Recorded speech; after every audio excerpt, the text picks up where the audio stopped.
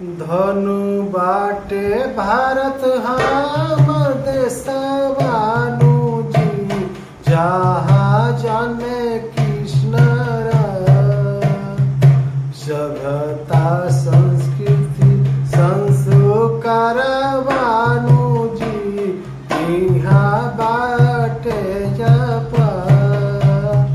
धनु बाटे भारत हमर देशवानु जी, जहाँ जन्मे कृष्ण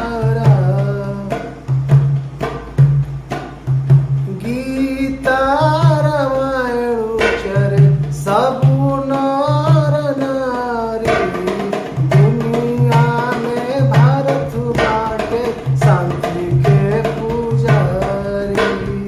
गीता रामायण उच्चरे सबु नर नारी, दुनिया में भारत बाटे शांति के पुजारी। सत्य अहिंसा भाईचारा वानु जी, जहाँ जन्मे कृष्ण धनु बाटे भारत हमर देशवानु जी, जहाँ जन्मे कृष्ण धनु बाटे भारत हमर देशवानु जी, जहाँ जन्मे कृष्ण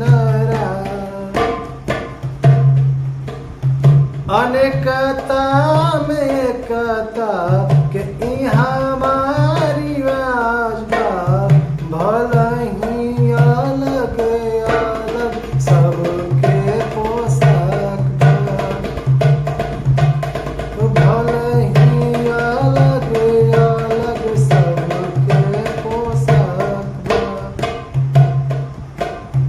सुख शांति समृद्धि के घर वानु जी, जहाँ जन्मे कृष्ण सुख शांति समृद्धि के घर वानु जी, जहाँ जन्मे कृष्ण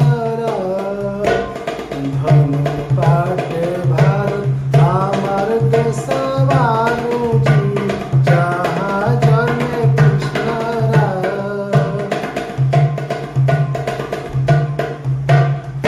धर्म सनातन हमर सबसे